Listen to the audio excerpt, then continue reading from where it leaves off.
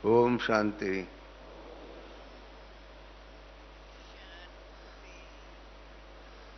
2 दिन पहले sound department का अपना रवि भाई मिला था। वो कहता था कि मधुबन निवासी जो है, शांतिवन निवासी, वो शाम को 7 से 7:30 योग करते हैं और उसके बाद कोई ना कोई होता है, वो मुलाकात होती है, अपने विचार बताते हैं। हमको आना तो था कल, परंतु तपोवन के अंदर जाना हुआ। आज का चेंज प्रोग्राम हो गया। आज मैंने सोलर डिपार्टमेंट वाले को बोला था कि मैं आ जाऊंगा, परंतु सुबह अनाउंसमेंट ऐसा हो गया कि मुझे आपसे मिलने का है, तो इसके कारण वो चेंज प्रोग्राम हो गया। सोलर वालों को सोमवार मंगलवार को मिलूंगा। आप सबसे मिलना है। रविवार ने जैसे कहा सभी भाइयों को मिलना। मधुबन निवासी, शांतिवन निवासी सब इकट्ठे होते हैं 7 से 7:30, और उसके बाद थोड़ी लेन देन होती है, विचार होती है। मैं अभी आ रहा था तो हमारे निर्मल भाई ने भी कहा कि भाई लोग पूछते थे रमेश भाई किस बात पर, टॉपिक पर बोलेंगे। मैंने उनको कहा टॉपिक तो वो लोग बताएंगे। भाई सब जो भी आप सब बैठे हैं, आप बताओ, कोई आपका कोई प्रिय टॉपिक हो, या आपका कोई प्रश्न हो, या आपको कोई जाति बात की जानकारी चाहिए। इस प्रकार से जो भी आप बता सकते हो, पूछ सकते हो। तो मैं यहाँ बैठा हुआ हूँ, आप सबको आपके विचारों की लेन देन कर सकता हूँ।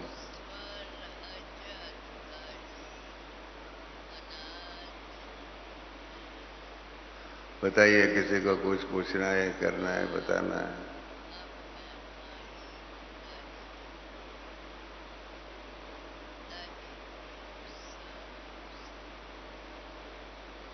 क्या हुआ? नहीं तो ओम शांति करके पूरा कर दे।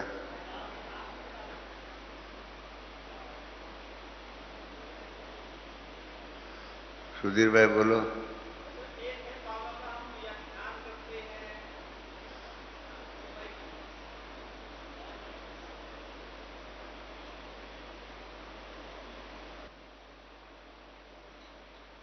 ओम शांति। एक है हम बाबा को याद करते हैं, जैसे भी मेडिटेशन किया या ध्यान करते हैं। दूसरा है बाबा से रू रिहान। तो रू रिहान नहीं होती बाबा से। इसमें आपके अनुभव क्या हैं? कैसे बाबा से रू रिहान हमारी बढ़े? जी। योग के ही मेरे हिसाब से, मेरा अपना विचार है, आप सब उसके साथ सहमत हो गए या नहीं मुझे मालूम नहीं है। योग के भी अनेक, जैसे होता है ना, डॉक्टर के अंदर दूसरा होता है, कोई ईएनटी सर्जन होता है, कोई चेस्ट सर्जन होता है, कोई दांतों का डॉक्टर होता है, कोई आंखों का डॉक्टर होता है।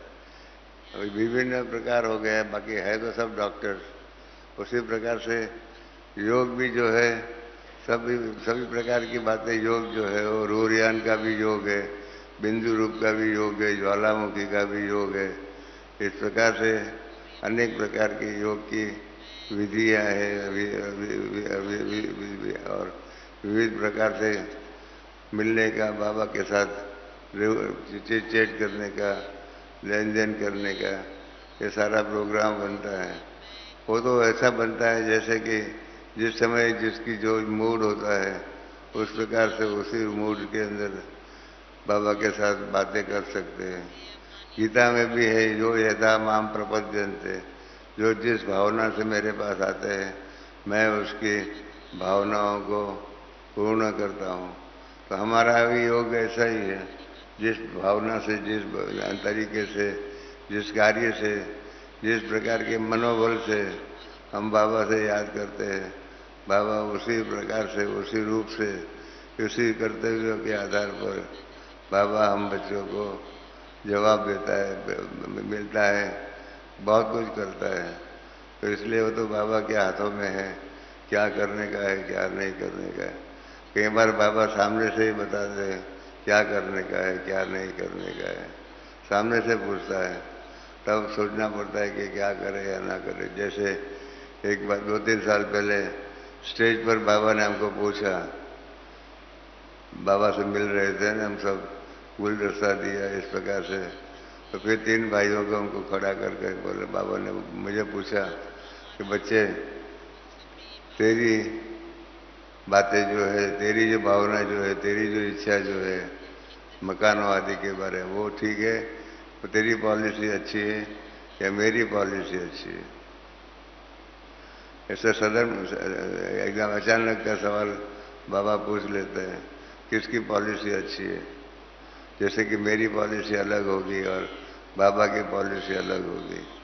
परंतु बाबा ने सवाल पूछा है तो उसका कुछ अर्थ होगा और बाबा उस अर्थ को समझना चाहता है या हम कैसे उस अर्थ को पालन करते हैं, इसी हिसाब से होगा। इसीलिए बाबा को मैंने बताया कि आपकी पॉलिसी बहुत अच्छी थी, क्योंकि आपको मालूम होगा 69 की जनवरी बाबा व्यक्त हो गए, तब तक मकानों की बात नहीं थी।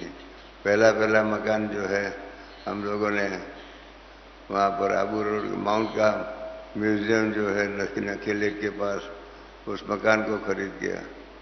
उसके बाद परिवर्तन हुआ हमारी पॉलिसी के अंदर, मकानों के अंदर, क्योंकि काफ़ी समय से मेरी बाबा के साथ चर्चा हो रही थी। 1962 से बाबा के साथ चर्चा हो रही थी कि बाबा अपना कोई स्थान होना चाहिए, कि अपनी कोई प्रॉपर्टीज होनी चाहिए। बाबा ना बोलते थे कि नहीं, अपना कुछ नहीं होना चाहिए, न अपना ट्रस्ट होना चाहिए, न कुछ नहीं होना चाहिए। मैं कहता था कि बाबा, हम ह्यूमन बींग्स जो भी है वो मॉर्टल है, इमॉर्टल नहीं है, और इसके कारण प्रॉपर्टीज जो होती है वो इमॉर्टल होती है। इमॉर्टल प्रॉपर्टीज को मॉर्टल नाम के ऊपर कैसे रखा जाए, इसके लिए ट्रस्ट आदि बन जाए तो ट्रस्ट भी इमॉर्टल होता है। ट्रस्ट के अंदर भी कोई लिमिटेशन नहीं होता है। ट्रस्ट का भी जैसे मनुष्य मरता है, शरीर छोड़ता है, इस प्रकार से होता है, परंतु प्रॉपर्टीज में तो ऐसा कुछ होता ही नहीं है। प्रॉपर्टी या तो जल जाती है या तो अर्थक्वेक में टूट जाती है, वो अलग बात है। बाकी तो इस प्रकार से बाबा को मैं कहता रहता था, तो बाबा मना करता था कि नहीं, ज़रूरत नहीं है, ज़रूरत नहीं है, ज़रूरत नहीं है। मैं आपको एक मिसाल बताना चाहता हूँ कैसे बाबा की पॉलिसी इवॉल्व हुई और कैसे बाबा ने ये मकानों बनाने के बारे में कहा और कैसे इस रूल रेहान के अंदर बाबा ने अपना विचार भी बताया। तो बाबा ने मेरे को नवंबर 68 में पत्र लिखा कि कुमार का दादी को और मुझे कि रमेश बच्चा घड़ी घड़ी कहता है ट्रस्ट होना चाहिए, अपने मकानों के बारे में पॉलिसी चेंज होनी चाहिए, ये क्या है, इसके लिए आप आ जाओ इधर। तो इसके लिए कुमार का दादी और मैं यहाँ आए, बाबा से मिले, रात्रि क्लास में बाबा से मिले। तो बाबा ने कहा कि बाबा को रमेश बच्चे की बात याद है, इसलिए आप कल से आपस में मीटिंग करो कि ट्रस्ट क्या होता है, ट्रस्ट में क्या होना चाहिए, ट्रस्ट के अंदर प्रॉपर्टीज कैसे लिया जाए, ये सारी बात बाबा को बताओ। दूसरे दिन सुबह से ही नाश्ता के बाद दीदी मनमोहिनी, दादा आनंद किशोर, दादी कुमार का जी और मैं बैठ गए और एक के बाद ट्रस्ट के कारोबार के बारे में बातें किया और बनाने के लिए। और रोज़ रात को बाबा को मुरली के बाद शाम का मुरली क्लास के अंदर ही बाबा पूछते थे कि बच्चे, आप लोगों ने 4 लोगों ने आज क्या मीटिंग में बात किया, क्या नक्की किया। वो जो बातें होती थी वो बाबा से पूछते थे और बाबा एक के बाद एक फाइनल करते रहते थे। और आखिर में नवंबर के एंड में, मतलब दिसंबर की शुरुआत में बाबा ने छुट्टी दिया कि मकान बनाना है, उसके ट्रस्ट बनाना है, आप बनाओ। तो मैं, बाबा ने जो फाइनल अथॉरिटी दिया, उसके बाद दूसरे दिन सुबह बैठा था अपने कमरे में और बाबा की बातें, जो मीटिंग की बातें हुई थी, वो मैं जगदीश भाई को लिख रहा था ताकि जगदीश भाई के बात करेंगे, जगदीश भाई को मालूम पड़े कि यहाँ बाबा ने क्या निर्णय लिया है। मैं लिख रहा था, इतने में बाबा ने बुलाया मुझे, बच्चे तुम क्या करते हो, अब आपको तो जल्दी बॉम्बे जाना है, आप यहाँ क्या करते हो। मैंने कहा बाबा, आपने जो भी बातें बताई है ट्रस्ट बनाने के बारे में, उसका नाम आदि का जो भी है वो मैं जगदीश भाई को लिख रहा हूँ। बाबा ने ऐसे बहुत अच्छी बात कही कि बच्चा तेरा लिखने से क्या फ़ायदा, तू लिखेगा तो कौन मानेगा, तो बाप लिखेगा, बाप लिखेगा और बाप लिखेगा तो ये डॉक्यूमेंट्री एविडेंस हो जाएगा। और उसके आधार पर बाबा ने ट्रस्ट का छुट्टी दिया, ट्रस्ट को रजिस्टर्ड कराने का बॉम्बे में जा कर के ट्रस्टियों का नाम फाइनल हुआ था बाबा के सामने। ये सारे फाइनल हो करके बाबा का 16 जनवरी को फाइनल हुआ था मकान का और अपने ट्रस्ट का रजिस्ट्रेशन 16 जनवरी को 1969 को। और उसी दिन रात को बाबा ने फ़ोन करके टेलीग्राम करके भेजा कि अहमदाबाद जाओ और अहमदाबाद जा कर के अपना ये म्यूज़ियम जो है वो बूंदी कॉटेज जो था वो बूंदी कॉटेज के साथ उसके मालिक के साथ व्यवहार विचार विनिमय करो। मैं 17 तारीख को निकल गया, 18 को नहीं 16 को ही रात को निकल गया, 17 सुबह पहुंच गया और उनसे मकान मालिक से बात किया, उनके टर्म्स देखी, उनकी बातें बातें हुई देखी, उसके डॉक्यूमेंट देखे और सौदा 50% हुआ।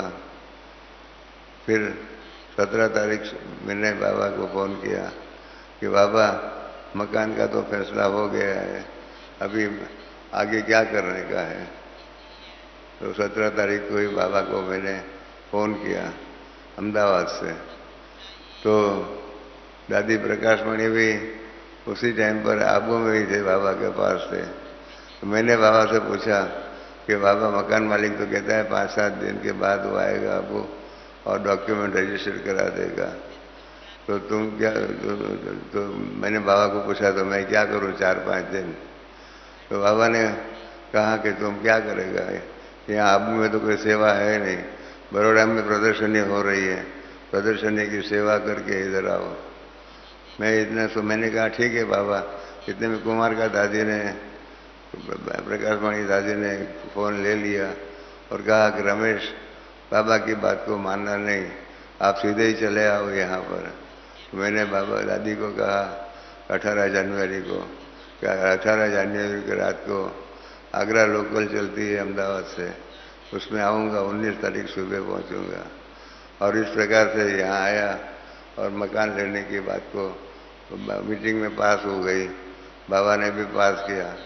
पहले इस प्रकार से मकान बनाने के लिए, मकान लेने के लिए पॉलिसी में चेंज हुआ। तो वो बाबा ने सवाल मुझे पूछा था कि बच्चे क्या करने का है, तेरी पॉलिसी अच्छी है या मेरी पॉलिसी अच्छी है। मैंने बाबा को कहा बाबा आपकी पॉलिसी बहुत अच्छी है, क्योंकि मकान लेने में बहुत सी मेहनत होती है, बहनों का बुद्धि योग जो है, भाइयों का भी बुद्धि योग जो है इधर उधर जाता है।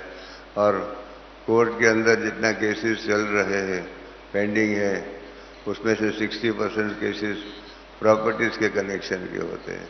तो इसके लिए प्रॉपर्टीज़ के कनेक्शन में बातें ध्यान में रखनी पड़ती है। इसके कारण आपकी पॉलिसी अच्छी है कि प्रॉपर्टी होंगी ही नहीं तो उसका संभालने का प्रॉब्लम ही नहीं आएगा, परंतु प्रॉपर्टीज अगर होती है तो फिर बाबा से मकान मालिक को सबको पूछना पड़ता है, ध्यान रखना पड़ता है, बिजली का मीटर, पानी का मीटर, ये सारी बातें करनी पड़ती है। तो इसलिए मैंने बाबा को कहा कि पॉलिसी के रूप में तो आपकी बात अच्छी है, न होगा बांस न होगी बांसुरी, मतलब कोई भी तकलीफ नहीं होगी, कोई भी प्रकार का कार्यक्रम नहीं होगा। परंतु मैंने कहा ये आपकी पॉलिसी है, मेरी पॉलिसी ऐसी है कि अपनी प्रॉपर्टी होनी चाहिए, अपनी प्रॉपर्टी उसके रूप में कारोबार होना ही चाहिए। मैंने बाबा को कहा कि देखो आप अभी ये मुरली चला रहे हो, 20-25 भाई 20-25 हज़ार भाई बहन बैठे हैं, इतना बड़ा हॉल है और इतने बड़े हॉल के अंदर कारोबार होता है। उस टाइम तो ऊपर ही था शांति वन, अपने पांडव भवन के सामने ओम शांति भवन बनने वाला था, बाद में वो बना, पहले तो मेडिटेशन हॉल और पहले उसके पहले हिस्ट्री हॉल था। तो इस प्रकार से बाबा को मैंने कहा आपकी पॉलिसी अच्छी है तो शाश्वत काम करना है, भविष्य को पूरा ही काम ध्यान में रख करके काम करना होता है। तो आपकी बात ठीक है, मेरी बात भी इतनी ही अच्छी है। इस प्रकार से रूह रियान करते हैं, बाबा सवाल पूछते हैं और बाबा जवाब भी देते हैं। बाबा परीक्षा भी लेते हैं, परीक्षा में सवालों में सवाल भी पूछते हैं। मैंने एक बार बाबा को कहा था, बाबा आप सवाल पूछते हो, आप परीक्षा लेते हो, हम आपके इतने मेहनत करते हैं आपके कारोबार के लिए, और फिर भी आप परीक्षा लेते हो, तो फिर फायदा क्या? तो आपका काम से हम तो आपके कहने मुताबिक सेवा करते हैं और आप परीक्षा लेते हो। तो बाबा ने कहा बहुत अच्छी बात है बच्चे, कहीं खाली आप बाजार में पानी का मटका लेने जाते हैं, मटके में सुराग है या नहीं, वो सुराग है या नहीं, वो लेने के लिए भी आप देखते हो कि सुराग तो नहीं है, इसको ध्यान रखते हो। एक छोटा सा मटका खरीदने में भी आप इतना ध्यान रखते हो। तो मुझे तो आप बच्चों के हाथों में 2500 वर्ष तक सतयुग त्रेता दोनों युग, ब्रह्मा का दिन के दिन सारा कारोबार आपके हाथों में दे करके मुझे तो परम धाम में शांति से बैठना है। तो मैं आपको, आप में से इतने बच्चे हो गए, उसमें लायक बच्चा कौन है वो ढूंढने के लिए मुझे परीक्षा तो लेनी ही पड़ेगी। और मेरी परीक्षा जो है वो 1 सेकंड की होती है। 1 सेकंड की परीक्षा में जो पास होता है वो बिंदीधारी बनता है, और 1 सेकंड की परीक्षा में जो फेल होता है वो चिंदीधारी बनता है। तो ये बिंदीधारी और चिंदीधारी की रिजल्ट जो है वो बाबा की परीक्षाओं के द्वारा होता है। तो बाबा परीक्षा भी लेते हैं, रूह रियान में भी जवाब भी देता है, सब कुछ करता है। हर बात में बाबा जवाब देते हैं, बाबा पूछते भी है, बताते भी है। तो इस प्रकार से रूह रियान के अंदर बाबा से बात करते हैं। जानना कि कई बातें हमको जानने की होती है, क्योंकि आगे का रास्ता हमको चाहिए, आगे के लिए मार्गदर्शन चाहिए। तो इसलिए ज़्यादा करके रूह रियान की जो बात होती है, वो रूह रियान के अंदर बाबा से हम इसी बात के लिए रूह रियान करते हैं कि आगे के लिए मार्गदर्शन मिल जाए। मार्गदर्शन मिल जाता है तो फिर मालूम पड़ता है क्या करना चाहिए, क्या नहीं करना चाहिए। कई बार बाबा खुद ही सवाल पूछता है और मार्गदर्शन भी देता है। जैसे दिल्ली का पांडव भवन जो है वो मकान खरीद किया, और मकान खरीद करने के बाद आबू में मैं आया था। अब एक तो बाप दादा के पास बैठा था। रूह रियान के अंदर बाबा से मैंने सवाल पूछा कि बाबा अभी दिल्ली का जो मकान जो है उस मकान का नाम क्या रखना चाहिए? क्योंकि पहले बाबा को ही नाम पूछते थे। जैसे म्यूजियम का जो मकान का नाम जो है वो रास्ता जो त्रिमूर्ति रास्ता भवन जो है ना, उस प्रकार से म्यूजियम का नाम भी बाबा ने दे दिया हुआ है। तो इस प्रकार से बाबा को ही मैंने पूछा कि इस मकान का नाम क्या होना चाहिए। बाबा की परीक्षा 1 सेकंड की होती है, मैंने आपको बताया ना। 1 सेकंड की परीक्षा में पास होता है तो बिंदीधारी, 1 सेकंड की परीक्षा में पास हो, ना पास हो, फेल होता है तो चिंदीधारी बनता है। तो जैसे मैंने बाबा को पूछा कि बाबा दिल्ली का मकान का नाम क्या होना चाहिए, ये रूह रियान की बातें हैं। स्टेज के ऊपर बाबा के सामने बैठे हुए हैं, सारी सभा बैठी हुई है, उसके बीच में बाबा के साथ रूह रियान हो रही है। तो बाबा ने मुझे ही पूछ लिया कि बच्चे दिल्ली के मकान का नाम क्या होना चाहिए। ये रूह रियान में बाबा ने सवाल मुझे पूछा। मैंने कहा अभी 1 सेकंड की बात थी, 1 सेकंड में जवाब देना होता है, क्योंकि मुझे ये याद था कि 1 सेकंड की परीक्षा में पास होगा वो बिंदीधारी, 1 सेकंड की परीक्षा में पास ना पास होगा, फेल होगा तो चिंदीधारी बनेगा। तो बाबा ने मुझे ही पूछ लिया कि बच्चे तुम बताओ इस भवन का नाम क्या होना चाहिए, दिल्ली का मकान का। मैंने कहा बाबा उसका नाम पांडव भवन होना चाहिए। बाबा ने कहा बच्चे के बुद्धि योग ठीक है, लाइन क्लियर है और बुद्धि योग है ठीक है। इसके लिए बाबा बच्चे को अभिनंदन देता है कि बच्चा 1 सेकंड की परीक्षा में पास हो गया। अभी बाबा उसमें एक एडिशन देता है कि आज के बाद 2 मकान जो है उसका नाम पांडव भवन होगा। एक तो आबू का मकान जो है उस मकान का नाम पांडव भवन रहेगा, वो है भी सही। और दूसरा मकान का नाम दिल्ली में पांडव भवन जो बन रहा है, एक संगम युग का पांडव भवन होगा और दूसरा सतयुग की दुनिया का पांडव भवन होगा। तो इस प्रकार से बाबा सवाल भी पूछते हैं, रास्ता भी बताते हैं। रूरियान में अनेक प्रकार की बातें होती है, लेन देन होती है, बहुत क्लियर कट डिसीजन मिलता है बाबा से, क्योंकि बाबा चाहते ही ये स्पष्ट बातें हो, और स्पष्ट बातों के कारण बाबा से जब रूरियान करते हैं तो स्पष्ट जवाब भी मिलता है। ये सारी बातें हमारे हाथों में हैं। जैसे आकाश में बादल हो गए तो सूर्य की रोशनी हमारे ऊपर नहीं आ सकती है पूर्ण रूप में। इस प्रकार से हमारी मनोकामनाएं जो है, मनोभावनाएं जो है, हमारे विचार सागर मंथन जो है, उसके अंदर कहीं उलझन होगी, कहीं लेन देन की बातें होगी, जानने की इच्छा होगी, या तो और कोई समस्याएं आती होंगी, हम उसके अंदर हमारा बुद्धि योग फंसा हुआ होगा, तो बाबा मार्गदर्शन देना चाहते हैं तो भी बाबा दे नहीं सकता है, क्योंकि बच्चों का बुद्धि योग बाबा के साथ नहीं है। बाबा के साथ होगा तो बाबा टच करते हैं, टचिंग के द्वारा अच्छा जवाब भी दे सकते हैं। तो रूरयान भी हो सकती है, रूरयान के साथ साथ बाबा का टचिंग का सवाल भी होता है, टचिंग दे करके भी आपको करेक्शन मिलता है बाबा से। तो ये तो रूरयान की बात है, बाबा को एक बिंदु रूप की याद करने का है, ज्वालामुखी रूप में बाबा को याद करने का है। ये सब हमारे हाथों में है। किस रूप से, मैंने आपको कहा ना गीता में है, ये यथा माम प्रपद्यन्ते, जो जिस भावना से जिस रूप से मेरे पास आता है मैं उसकी उस भावना को सब संपूर्ण करता हूँ।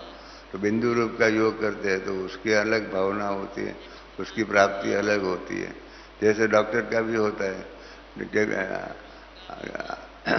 आंखों का डॉक्टर होता है तो आंख के ट्रीटमेंट करेगा, दांतों का डॉक्टर होगा दांत की ट्रीटमेंट। इस प्रकार से इसके अंदर भी ऐसी है, जो हमारी भावना होगी, जो हमारी ज़रूरत होगी, जिस लक्ष्य से हम बाबा से रूरयान करते हैं उसी लक्ष्य को बाबा पूर्ण करता है, और पूर्ण कर करके बाबा हमको मार्गदर्शन देता है।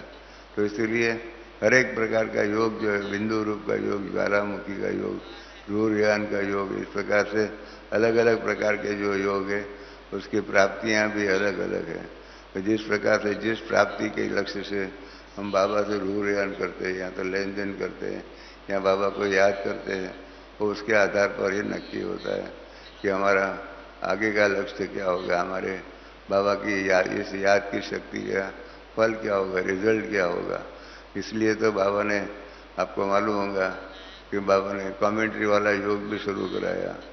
कमेंट्री वाला योग शुरू कराया इसीलिए कराया कि कमेंट्री के द्वारा, कमेंट्री में जो सुनते हैं विचार, उसी लेवल पर हमारा भी विचार चले, और विचार चले इसके कारण क्या होता है, जैसे नदी जो होती है वो दोनों किनारे जो होते हैं उसके बीच में चलती है, तो नदी का पानी सबको फायदा कारक करता है। इस प्रकार से कमेंट्री के द्वारा योग होता है। तो कमेंट्री अगर ध्यान से सुनते हैं और उसके आधार पर उस प्रकार से योग करते हैं तो कमेंट्री के द्वारा भी जो कमेंट्री करने वाला होता है वो हमको आगे बढ़ा सकता है, लेके जा सकता है। इस प्रकार से होता है। हमारे पास भी कई ऐसे बहन भाई हैं जो कमेंट्री के योग के अंदर एक्सपर्ट हो गए हैं, बहुत अच्छी रीत से कमेंट्री कराते हैं, और कमेंट्री करा करके हमारे विचारों को अच्छी रीत से मार्गदर्शन दे सकते हैं। तो इस प्रकार से हमारे पास भी डिवीज़न ऑफ वर्क है, और डिवीज़न ऑफ वर्क के साथ साथ जिसकी जो भावना होती है उसके उस प्रकार से उसकी प्राप्ति बाबा कराते हैं। तो इसलिए रूरयान की बात ये सारी हमारे हाथों में है। रूरयान करना भी आना चाहिए, अनुभव भी उसका आना होना चाहिए। रूरयान नहीं कर सकते, अनुभव नहीं होते हैं तो क्या होता है, जंगल में हम जाते हैं, रास्ता मालूम नहीं होता है तो क्या होता है, फंस जाते हैं। इस प्रकार से रूरयान आदि ये जो भी योग की बातें हैं उसके अंदर जा कर के प्राप्ति प्राप्त कर कर बाहर आने की ताकत भी होनी चाहिए, क्षमता भी होनी चाहिए। तो इस प्रकार से रूरयान की बातें ऐसी है, बिंदु रूप की योग की बातें अच्छी है, ज्वालामुखी का योग की बात अलग है। इस प्रकार से सब अलग अलग योग की स्थितियाँ हैं, और अलग अलग सबकी प्राप्ति होती है। तो आपने जो बताया रूरयान के योग में, तो इसके प्राप्ति भी उसी प्रकार से होती है कि हम किस भावना से, किस लक्ष्य से बाबा के साथ रूरयान करते हैं। कोई हमारा लक्ष्य होगा, कोई हमारा कार्य होगा, उस कार्य के लिए उस कार्य की संपूर्ण कैसे हो जाए, उस दृष्टिकोण से बाबा से पूछते हैं, बाबा को जांचते, बाबा से जांच कर, बाबा से पूछ करके जांच करते हैं, लेते हैं, लेन देन करते हैं। बाबा भी हम बच्चों के साथ लेन देन करता है, क्योंकि बाबा के लिए और कौन है, हम बच्चे ही तो है, और हमारे लिए कौन है, बाबा ही है। तो इस प्रकार से दोनों के लिए ज़रूरत है, दोनों एक दूसरे के कॉम्प्लीमेंट्री है, क्योंकि बाबा हम बच्चों को ही निमित्त बना करके अपना कार्य करता है, कराता रहता है, और इसलिए बाबा हम बच्चों को निमित्त बनाते हैं। तो इसलिए हमको निमित्त बनना है, और निमित्त बनने के कार्य में जो भी कार्य होता है, जो भी कार्य करते हैं, जो भी जिस प्रकार से रूरियान करते हैं या लेन देन करते हैं, वो सारा उसी के ऊपर है, जिस प्रकार की प्राप्ति का हम इच्छा रखते हैं, जवाब चाहते हैं, तो बाबा उस प्रकार से मदद करते हैं। हमारे रूरियान में भी ताकत भी होनी चाहिए। ऐसा न हो कि रूरियान के नाम पर माया भी उस रूरियान के अंदर घुस जावे, और माया को हम बाबा की बात को समझ जावे, और इस प्रकार से गड़बड़ हो जावे, गलती हो जावे। ये भी नहीं होना चाहिए। इसके लिए थोड़ी हमारे में हमारी बुद्धि की निर्मलता, स्वच्छता और टू दी पॉइंट श्रेष्ठता होनी चाहिए। ये अगर होगा तो हम हर बात में बाबा से सफलता युक्त योग भी अच्छे में अच्छा लगा सकते हैं, रूरियान भी अच्छी कर सकती है। बिंदु रूप का योग होगा तो बिंदु रूप की भी बात कर सकते हैं। ये हमारे हाथों में है। तो इसलिए हमारा हाथों में है, हम किस प्रकार का योग करना चाहते हैं। जो जिस प्रकार का योग करते हैं बाबा से, बाबा उसको उसी रूप का जवाब भी देते हैं, मदद भी करता है। तो इसलिए हमारे हाथों में रूरियान करने की बात होती है। सबसे सहला में सहला ईजीएस्ट मेरे ख्याल में तो रूरियान का योग जो है वो सबसे सहज है, क्योंकि उसमें लेन देन होती है, हम जागरूक होते हैं, हम विचारों के साथ बाबा के साथ लेन देन करते हैं, और बाबा से पूछते रहते हैं, लेन देन करते रहते हैं।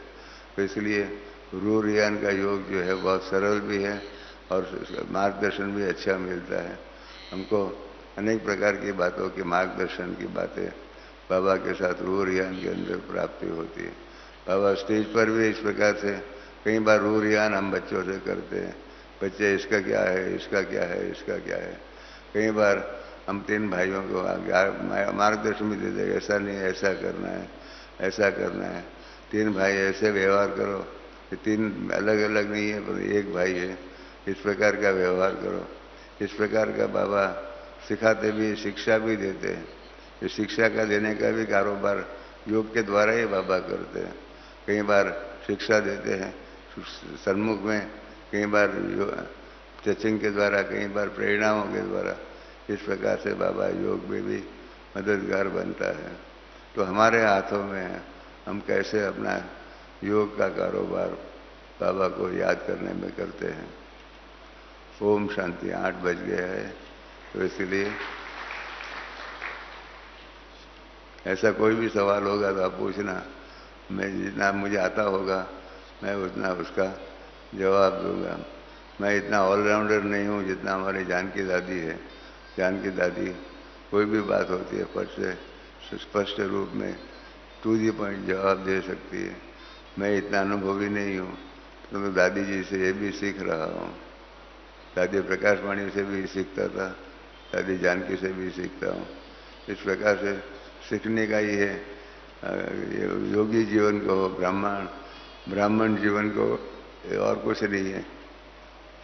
सदा सीखने के लिए निमित्त बनना है, सदा सीखने के लिए तैयार रहना है। जो सदा जो सीखने के लिए तैयार रहता है उसको बाबा सिखाता भी है। तो इसलिए बाबा के हाथों में है और हमारे भी हाथों में है, हम किस प्रकार से बाबा से योग करते हैं। जो जिस प्रकार के योग करते हैं उस प्रकार की उसकी प्राप्ति भी अवश्य होती है। ऐसा नहीं है कि प्राप्ति नहीं होती, प्राप्ति होती है। तो हमारे हाथों में हमारा बुद्धि योग अगर मिक्स होगा तो हमारी प्राप्ति भी मिक्स होगी। हमारी बुद्धि योग टू दी पॉइंट श्रेष्ठ है, स्वच्छ बुद्धि होगी तो बाबा को मदद, बाबा की मदद भी सीधी मिलेगी। इसलिए बाबा सुबह 4 बजे का योग कहते हैं, क्योंकि उस टाइम पर बुद्धि स्वच्छ होती है, टू दी पॉइंट होती है, जो दुनिया की कोई भी और भी बातों में फंसी हुई नहीं होती है। इसलिए 4 बजे का योग जो है वो श्रेष्ठ में श्रेष्ठ योग की स्थिति का अनुभूति कराता है। ओम शांति।